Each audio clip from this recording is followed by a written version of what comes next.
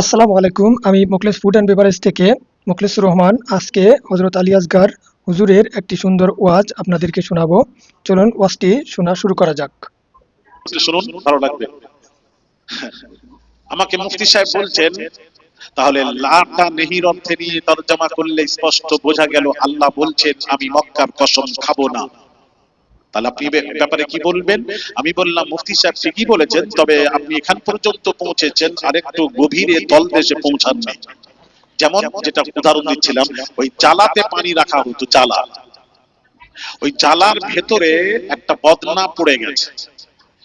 তো বাড়িতে এক মহিলা ছিল, বয়স্ক মহিলা। সে বলল, ছেলেকে বলল, বাবা আমার বদনাটা জালার ভেতরে পড়ে গেছে, বাবা একটু তুলে দেন, আমার কষ্ট হচ্ছে, তুলে দেন। সে কি করলো, জালায় হাত দিল, হাত দিয়ে এসে বলছে, বুড়ি মা তোমার জালার তলাই নেই। কি বললো? জালার তলা নেই। আচ্ছা বলুন আপনারা, ব্যাখ্যাটা ঠিক হলো তো? জালার তলা নেই নয়, জালার তলা পর্যন্ত হাত পৌঁছায়। ও তোকে বলা দরকার ছিল, বুড়িমা আমার তলা পর্যন্ত হাত যাচ্ছে না, লোটা বদনা তুলবো কি করে। এটা না বলে ব্যাখ্যা করছে, ও বুড়িমা তোমার জালার তলাই নেই। তলা পর্যন্ত পৌঁছালে তো লোটা পাবে। এই মুফতি সাহেব, তুমি তো গভীরে গেলে তো তথ্য পাবে। কোরআনের দুইটি অর্থ হয়, একটা জাহিরি, একটা হাকিকি। হাকিকাতে পৌঁছান, তারপর তাফসীর করুন। এখনো তাফসীরুল কোরআন মাহফিলে বাংলাদেশে আমি বড় বড় জায়গায় করেছি।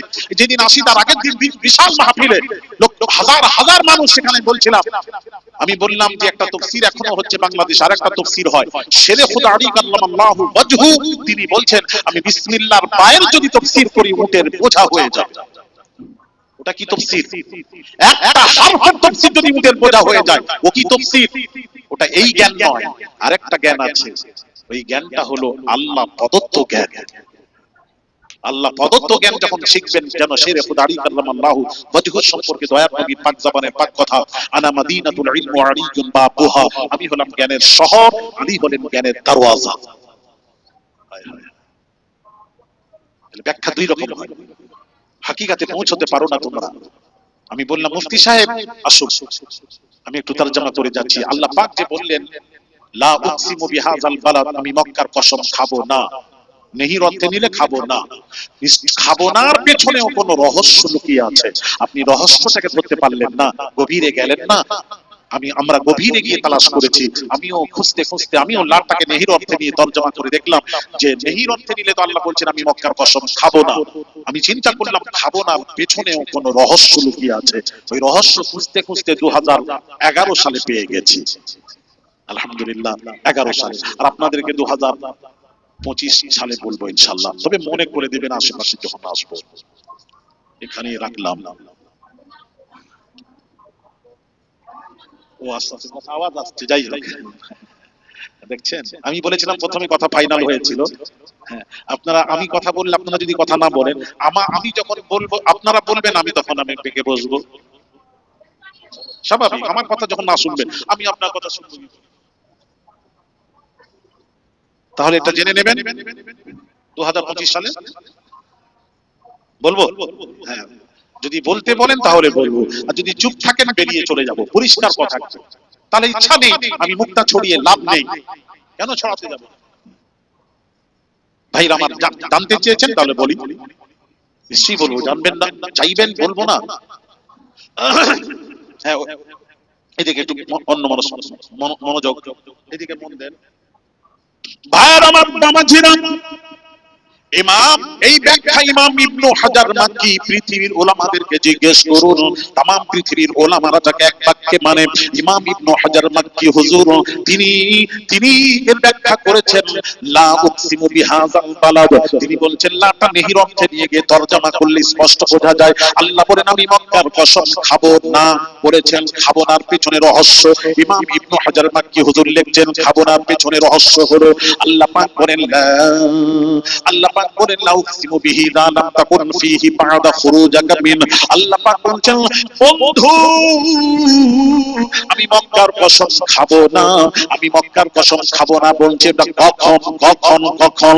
আল্লাহ পাক বলেন বন্ধুরে আপনি যেদিন মক্কায় থাকবেন না থাকবেন না থাকবেন না থাকবেন না থাকবেন না, আপনি যেদিন মক্কা ছেড়ে মদিনার হিজরত করে মদিনা শরীফে চলে যাবেন, আপনি একটু মুহাব্বতে জিকির করেন লা ইলাহা, আর একটু জোরে লা ইলাহা।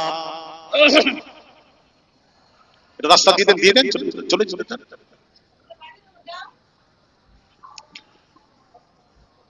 লা ইলাহা ইল্লাল্লাহু মুহাম্মাদুর রাসূলুল্লাহ।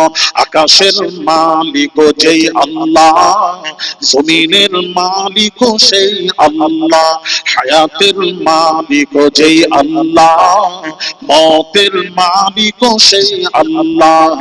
লা ইলাহা, আরো জোরে লা ইলাহা ইল্লাল্লাহ।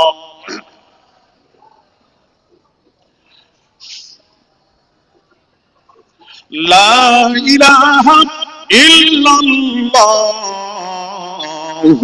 মুহাম্মাদুর রাসূলুল্লাহ সাল্লাল্লাহু আলাইহি ওয়াসাল্লাম। দরুদ শরীফ আল্লাহুম্মা মাওলানা মুহাম্মদ ওয়া আলা আলি। سيدنا مولانا হ্যাঁ বাবাজি বলছিলাম, ইমাম ইবনু হাজার মাক্কি হুজুর ব্যাখ্যা করেছেন আল্লাহ বললেন আমি মক্কার কসম খাবো না, বললেন ওটা কখন কখন খাবেন না। তার ব্যাখ্যা করছেন লা উকসিমু বিহি যা লাম তাকুন ফীহি বা'দা খুরুজাকা মিন। আল্লাহ পাক বলছেন বন্ধুরে আপনি যেদিন মক্কায় থাকবেন না থাকবেন না থাকবেন না থাকবেন না থাকবেন না, সেদিন আমি আল্লাহ মক্কার কসম খাবো না খাবো না খাবো না। এই হাবিব আপনি যেদিন মক্কা ছেড়ে মদিনা শরীফে চলে যাবেন, আমি সেদিন মক্কা ছেড়ে মদিনা শহরের কসম খেতে থাকবো। আরো জোরে। আপনি যখন থাকবেন না সেই দিন খাবো না, যতদিন আছেন খাচ্ছি। মদিনা মক্কা ছেড়ে মদিনায় চলে যাবেন, সেদিন আমি আল্লাহ মক্কার কসম খাবো না। বন্ধু আপনি যে শহরে চলে যাবেন, ওই মক্কা ছেড়ে আমি আল্লাহ মদিনা শহরেরই কসম খেতে থাকবো। ভাইরা আমার, বাবাজিরা, এই সূরা বালাদকে সামনে রেখে আহলুস সুন্নাহ ওয়াল জামাতের সমস্ত উলামারা কি বলেছেন জানেন? যতদিন রাসূল মক্কায় ছিলেন, রাসূল থাকার কারণে মক্কা শহর ছিল পৃথিবীর সব শহর হতে শ্রেষ্ঠ, নবীর কারণে শ্রেষ্ঠ। যেদিন নবী মক্কা ছেড়ে মদিনার হিজরত করে চলে গেছেন, এখন সমস্ত শহর এমনকি মক্কা শহর হতে মদিনা শহর শ্রেষ্ঠ। একটু জোরে বলা যাবে না? যাকে আমি বোঝাতে চাচ্ছিলাম যেটা, সেটা আসি ফিরে যাই। মক্কা এখন মক্কা শ্রেষ্ঠ ছিল নবীর জন্য, এখন শ্রেষ্ঠ মদিনা, কারণ রাসূল মদিনায় আছেন। বলে মদিনা শ্রেষ্ঠ হওয়ার পেছনে কারণ হলো নবী থাকা, নবী আছেন বলেই শ্রেষ্ঠ। আমি বোঝাতে পারলাম? আচ্ছা আচ্ছা, আরেকটু পরিষ্কার করি। আচ্ছা বলুন, কোন শহর আচ্ছা দিনের মধ্যে কোন দিন শ্রেষ্ঠ? শুক্রবার, জুমার দিন। আচ্ছা, জুমার দিনের এখানে একটু আমার একটু প্রশ্ন আছে। দেখেন আল্লাহ রাসূল বলেছেন জুমার দিন সম্পর্কে, ইন্না ইয়াউমাল জুমআতি সাইয়্যিদুল আইয়াম। দিনের মধ্যে শ্রেষ্ঠ দিন হলো জুমার দিন। ইবনে মাজার হাদিস খুলুন, ইন্না ইয়াউমাল জুমআতি মিন আফদালি আইয়ামিকুম, রাওয়াহু ইবনে মাজাহ। নবীজি বলেন দিনের মধ্যে শ্রেষ্ঠ দিন হলো জুমার দিন। ওয়া আ'যামুহা ইনদাল্লাহ, আল্লাহর নিকটে জুমার দিন শ্রেষ্ঠ। আল্লাহর নিকটেও জুমার দিন শ্রেষ্ঠ। আগামীকাল কোন দিন? শুক্রবার। জুম্মার বলতে পারছেন? আচ্ছা আচ্ছা, মুসলমান আমরা বলবো জুম্মা, আমরা শুক্রবার বলবো না। আমরা কি বলবো? কথা বলেন না। হাদিস শরীফে যেটা এসেছে সেটা, নবী যেটা বলেছেন সেটা। আমরা শুক্রবার শুক্রবার, আবার কেউ বলে গুরুবার গুরুবার। শুক্রবারকে আবার কেউ বলে গুরুবার, শুক্র গুরু এগুলো ছেড়ে দেন না, বুঝতে পেরেছেন? অনেক মুসলমানকে দেখি বলে জল, স্ট্যান্ডার্ড মুসলমান যারা কিছু আছে এরা আবার পানিকে পানি বলে না, জল বলে। বুঝতে পেরেছেন?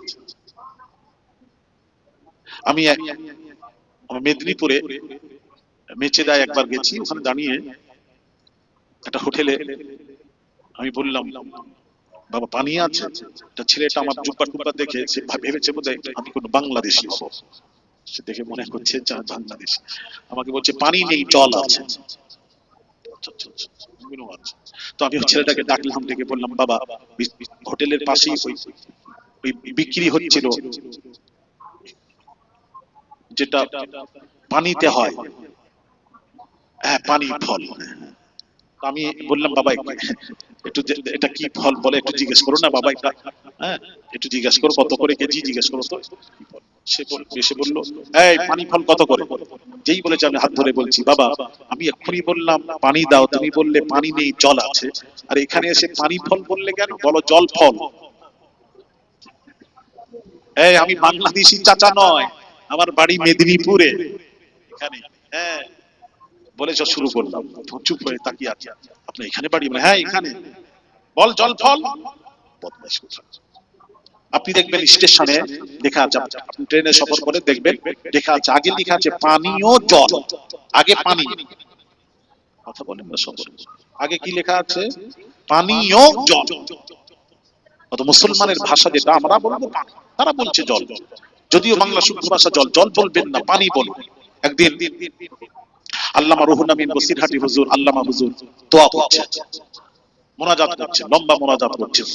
আর বাংলাদেশের সুফি মাহতাবউদ্দিন একজন সুফি সাহেব ছিলেন, উনি মুজাদ্দিদুজ জামানের খলিফা, আর আল্লামা বসিরহাটি হুজুরও খলিফা। হ্যাঁ উনি বসে আছেন, পীর ভাই না বসে আছেন, আল্লামা হুজুর দোয়া করছেন, দোয়া করছেন। এমন সময় দোয়া করতে করতে করতে করতে আল্লামা হুজুর বলে ফেললেন, হ্যাঁ পবিত্র কোরআনে লেখা আছে, যেই এই শব্দ বলেছেন তখন সুফি মাহতাবউদ্দিন ছাতানিয়া বাংলাদেশ উনি বসেছিলেন। উনি দেখেন দুইটি বুড়ো আঙুল এইরকম করে বলছেন, ভাই আল্লামা ভাই আপনার দোয়া কবুল হয়নি, কবুল হয়নি, কবুল হয়নি, নাড়াচ্ছে বলছেন। যেই বলেছে আল্লামা হুজুর তো ক্ষিপ্ত, এই সুফি সাহেব আমার ভুল ধরে, মুজাদ্দিদুল জামানের কাছে নালিশ গেল। জামানার মুজাদ্দিদ ডেকে বললেন কি হলো সুফি সাহেব বলো। সুফি সাহেব বলছেন আল্লামা হুজুর ভাই, আমার ভাই আল্লামা ভাই যখন দোয়া করছিলেন আমি দেখছিলাম আসমানের ফেরেশতারা নূরের খানটায় ঢেকে দোয়াগুলি নিয়ে যাচ্ছিল, কবুল হচ্ছিল। যেই বললেন উনি পবিত্র কোরআনে লেখা আছে বলার সাথে সাথে আমি দেখছি যে আর দোয়া যাচ্ছে না, বন্ধ হয়ে গেছে। তাই আমি বললাম কবুল হয়নি। মুজাদ্দিদুল জামান আলা হযরত দাদা পীর বললেন বাবা রুহুল আমিন তোমার পীর ভাই, তোমার ভাই ঠিক বলেছেন, কোরআনের সাথে পবিত্র এন্ড করা যাবে না, কোরআনের সাথে বলতে হবে পাক কালামুল্লাহ শরীফ। ওই পবিত্র বলার জন্য দোয়া আটকে গেছে। কত সূক্ষ্ম কথাগুলি, এগুলো বোঝার আছে। মুসলমানের ভাষা যেগুলি আমাদের ভাষা, আমাদের প্রয়োগ করুন। অনেক মুসলমান মাংস বলে, বাংলাদেশে এটা বেশিরভাগ আছে, মাংস আছে মাংস, ইস্টাই ছাড়ুন আবার মাংস। আবার বলে কাকা কাকা, আমার কাকা 1000 টাকা দিয়েছে দোয়া করবেন। আপনারা কি বলেন? আপনারাও কাকা বলেন না, এও তো বাংলাদেশের কাছাকাছি। আপনারা কি বলেন? চাচা। হ্যাঁ খবরদার ওই ভাষা, আমাদের ভাষা যেটা ইসলামিক ভাষা সেটা আমরা বলবো, বলতে হবে বাবা। এই কথা কি বুঝে এলো? তো যাক, আমি যে কথা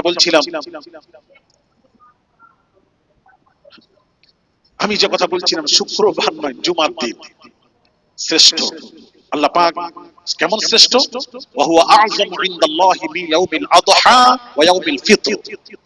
জুমার দিন সম্পর্কে রাসূল পাক সাল্লাল্লাহু আলাইহি ওয়াসাল্লামের হাদিস হলো জুমার দিন হলো আল্লাহর নিকটে ঈদুল ফিতর, ঈদুল আযহা হতেও শ্রেষ্ঠ।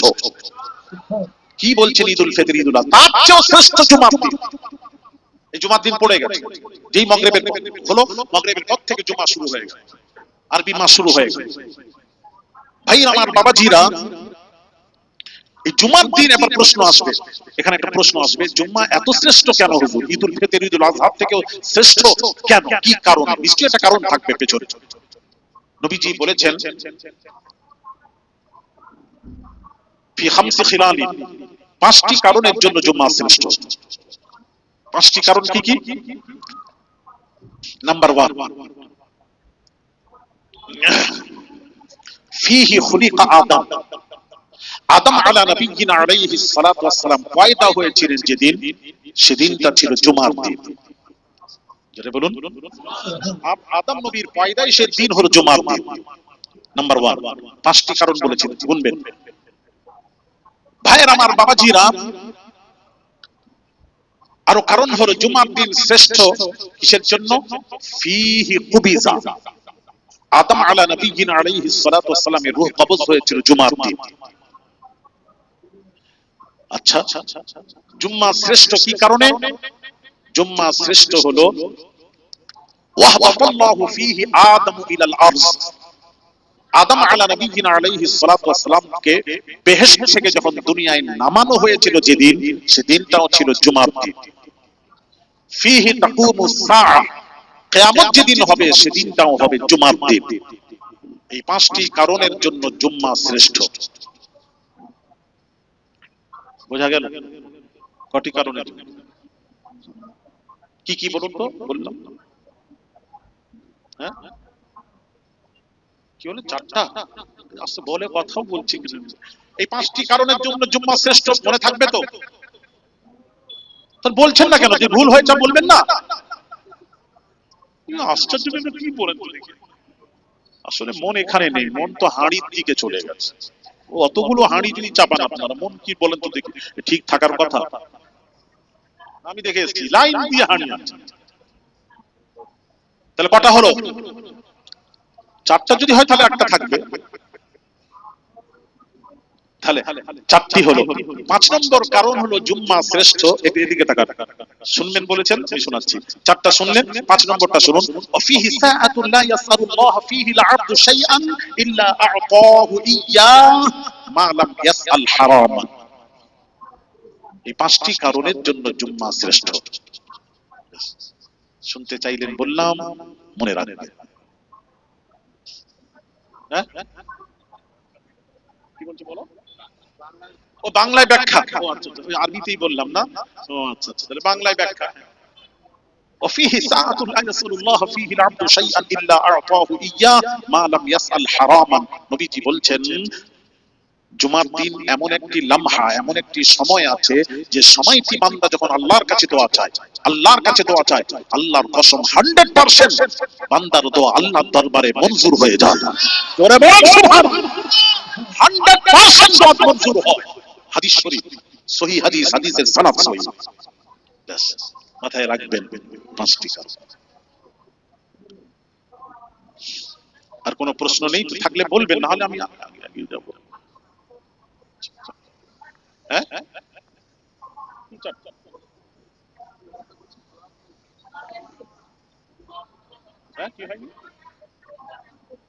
হ্যাঁ, তো 5 নম্বরটা বললাম তো। 5 নম্বর হলো, 5 নম্বর হলো এমন সময় একটা আছে জুমার দিন, যে সময়টি বান্দা আল্লাহর কাছে দোয়া চাইলে 100% দোয়া কবুল হয়।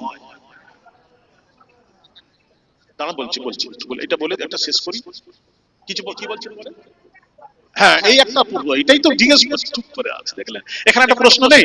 প্রশ্ন হলো, হুজুর কোন সময়? সারা দিন কি জুমার দিন দোয়া করব না? একটা কোন সময় আছে? এটা প্রশ্ন। তোমরা সত্যি শিক্ষক কেমন করে পড়াবে? ছাত্র ভালো না হলে পড়াতে মনে চায়, ভালো লাগে।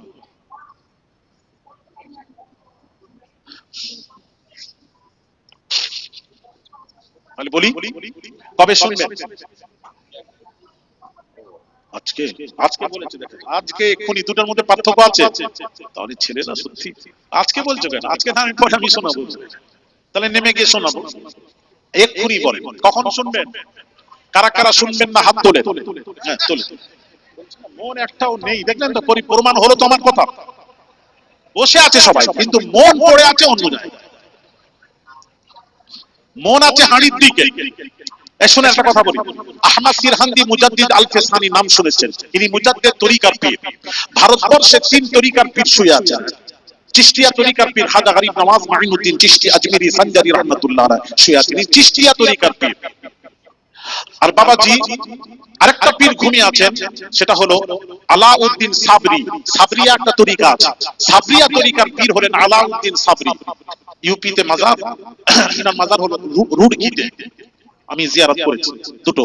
3 নম্বর হলো মানে মুজাদ্দিদ তরিকার পীর হচ্ছেন আহমদ সিরহান্দি মুজাদ্দিদ আল ফেসানি, সিরহান শরীফে পাঞ্জাবে শুয়ে আছে। যারা জিয়ারতে গেছেন, এখানে কেউ আছেন কিনা জানি না, জিয়ারতে গেছেন কেউ গেছেন, উনারা গেছেন। সিরহান্দি মুজাদ্দিদ আল ফেসানি, উনার পীর ও মুর্শিদ দিল্লিতে মাজার খাজা বাকি বিল্লাহ। একটু ভালো করে শুনুন, উনার এক মুরিদ আহমদ সিরহান্দি মুজাদ্দিদ আল ফেসানির এক মুরিদ তার পীরের খেদমত করছেন, আমার দিকে তাকাবেন, খেদমত করছেন। খেদমত করতে করতে এখন খাজা বাকি বিল্লাহ এসে গেলেন। তখন আহমদ সিরহান্দি মুজাদ্দিদ আল ফেসানি মুরিদকে বলছেন, বাবা বাবা, তোমার দাদা পীর এসে গেছে, যাও দাদা পীরের খেদমত করবে, যাও। পীরের আদেশ, দাদা পীরের খেদমত করতে গেছেন। আমার দিকে তাকান, দাদা পীরের খেদমত করছেন, খেদমত করছেন, আর এক দৃষ্টি নিজের পীরের দিকে তাকিয়ে আছে। এটা আমার দিকে তাকান। দাদা পীর চলে গেল। আহমদ সিরহান্দি মুজাদ্দিদ আল ফেসানি মুরিদকে ডেকে বলছেন, বাবা তুমি দাদা পীরের খেদমত করছিলে আর আমার দিকে তাকিয়েছিলে কেন? দাদা পীরের দিকে না দেখে আমার দিকে দেখছিলে কেন? মুরিদ উত্তর দিচ্ছেন, হুজুর হুজুর আপনার আদেশ পালন করছিলাম, আপনার আদেশ ছিল পীরের খেদমত করবে, যাও, এটা আপনার আদেশ, আপনার আদেশ পালন করছিলাম।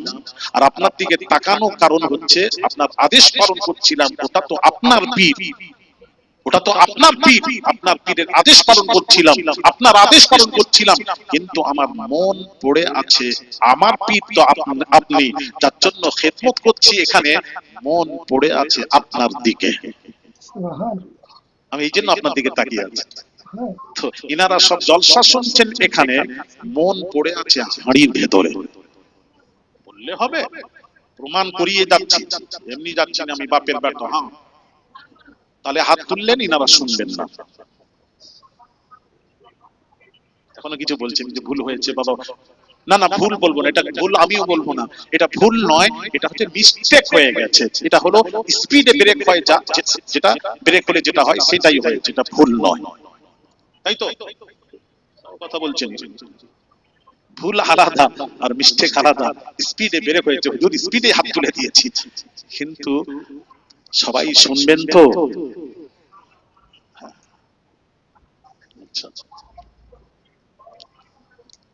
কারা কারা শুনবেন হাত তুলেন তো দেখি, হাত তুলেন, হাত তুলেন, হাত তুলেন, সবাই তুলেন, কিন্তু হাত তুলেন না, শুনবেন যারা হাত তুলেন। নারায়ে তাকবীর, নারায়ে রিসালাত, ইয়া রাসূলুল্লাহ, নারায়ে রিসালাত, হিজবুল্লাহ, সিলসিলা হক ফুরফুরা শরীফ, নারায়ে তাকবীর। কিসের হাত তুললেন? কোন সময় দোয়া কবুল হয়? যারা হাত তুললেন 1000 টাকা করে দেন। সত্যি দেন না, বিশ্বাস করে চলুন। মসজিদের অনেক কাজ বাকি আছে। আল্লাহু আকবার। যদি বলেন না হুজুর দেব, আমরা নিশ্চয়ই দেওয়ার জন্য এসেছি, আমরাও জানি, লেখা আছে হ্যান্ডবিল বিজ্ঞাপন দেখে এসেছি, উন্নতি কল্পের জলসা, তার মানে আমাদেরকে কিছু দিতে হবে। আপনারা রেডি হয়ে এসেছেন, আমি জানি দেবেন। তাহলে হুজুর ওই কথাটা বলার পর দেবেন না আগে দেবেন, এটা একটা সিদ্ধান্ত আপনারা নেন। কি করবেন, আগে দেবেন তারপর আমি বলবো, না কোনটা করবো বলেন আপনারা? কথা বলুন। আরে আমি বলার পর বলবেন না, আপনার আগে দেবেন তারপর আমি বলবো, সবটা দরকার। হ্যাঁ আগে।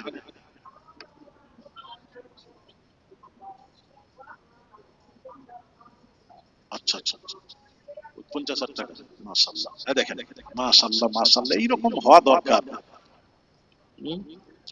মন পড়ে থাকবে আল্লাহর ঘরের সাথে।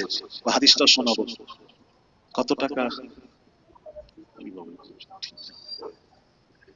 এগুলি বলতে হয়, বাচ্চা ছেলে, বাংলাদেশে গেছি তো, ছেলের হাতে দিয়ে বাচ্চাকে, 12 বছর বাচ্চা হয়নি, তদবির করেছিলাম, হয়েছে, নিয়ে এসে বাচ্চার হাতে টাকা দিয়ে দিচ্ছে। এবার বাচ্চা হুজুর নেন, আমি নিচ্ছি, বাচ্চা টাকা ছাড়েনি, এইরকম করে মজবুত করে ধরেছে। আল্লাহর ইও চিনে টাকা, আশ্চর্য দুনিয়া, টাকার একটা আলাদা জিনিস, এইটাই সব শেষ। কথা ঠিক বলছি কিনা? এর জন্যই তো সবটা দুনিয়া যা হচ্ছে, চুরি ডাকাতি জিনা ব্যভিচার যা হচ্ছে, কতল হত্যা রাজনীতি যা হচ্ছে, এটা খুব খারাপ জিনিস, সর্বনাশ করেছে। কি নাম? আচ্ছা, গোপন, গোপন দানকারী 50,000 টাকা আল্লাহর ঘরের জন্য। আপনারা খুশি না বেজার? তাকবীর আসতে দেবেন না জোরে? জোরে দেন নারে তাকবীর, নারে তাকবীর। গোপন দানকারী বলুন জিন্দাবাদ, গোপন দানকারীর মাই মুরব্বি বলুন জিন্দাবাদ।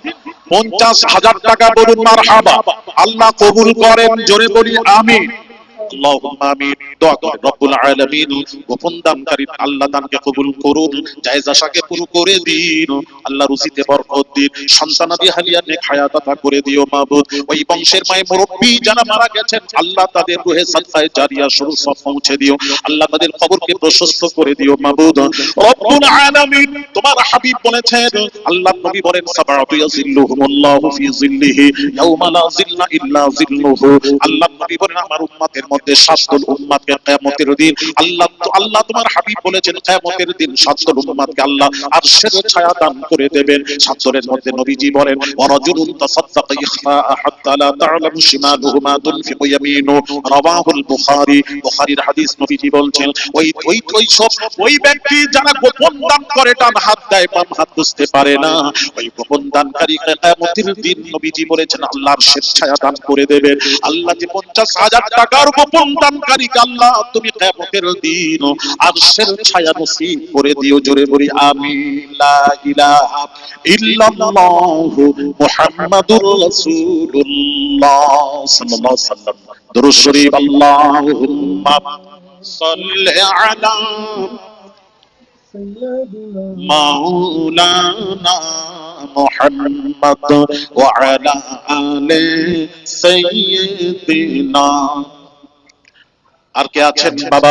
আর কে আছেন? চান যখন শুরু হলো ভাইয়ের আমার, বাবা ছিল আল্লাহর ঘরের জন্য বাপ মা মারা গেছে।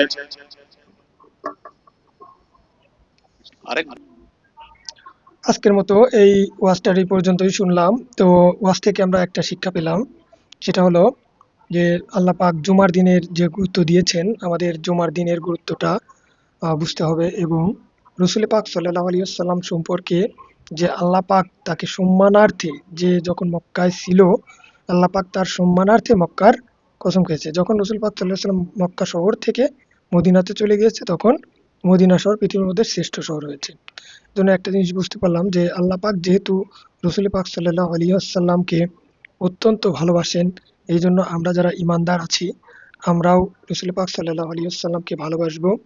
কারণ রসুল পাক সাল্লাল্লাহু আলাইহি ওয়াসাল্লামকে এখন ভালোবাসতে গেলে আগে রসুল পাক সাল্লাল্লাহু আলাইহি ওয়াসাল্লামের দেওয়া যে সুন্নাত আছে, এই সুন্নতের আমলগুলো আমাদেরকে পঙ্খভাবে করতে হবে। মানে যেটা রসুল পাক সাল্লাল্লাহু আলাইহি ওয়াসাল্লাম জিন্দিগিতে যে সুন্নতের আমলগুলো করেছেন, যথাসাধ্য যতগুলো সম্ভব হয় আমাদের করতে হবে। কোনো সুন্নতকে বাদ দেওয়া যাবে না এবং সুন্নতকে অবজ্ঞাও করা যাবে না, কারণ সুন্নতকে অবজ্ঞা করলে ঈমান চলে যাওয়ার আশঙ্কা থাকে। তো এই জন্য আমরা সুন্নতকে ভালোবাসলেই রসুল পাক সাল্লাল্লাহু আলাইহি ওয়াসাল্লামকে ভালোবাসা হবে। এই নিয়তে এবং এই হাদিসটার দিকে লক্ষ্য করে আমরা রসুল পাক সাল্লাল্লাহু আলাইহি ওয়াসাল্লামের দেওয়া সুন্নতের আমলে পরিপূর্ণতা আনার চেষ্টা করব। তো আজকের মতো এখানেই। যারা আমার ফেসবুক পেজ ফলো করেননি তারা ফলো করে রাখবেন, এবং যারা ইউটিউব চ্যানেল থেকে দেখছেন তারা ইউটিউব চ্যানেলটা সাবস্ক্রাইব করে পাশে থাকবেন। আর যে কোনো ধরনের অর্গানিক ফুড পেতে আমাদের সাথেই থাকুন এবং আমাদেরকে সরাসরি হোয়াটসঅ্যাপে অর্ডার করতে পারেন অথবা ওয়েবসাইট থেকে সরাসরি অর্ডার করতে পারেন। ধন্যবাদ।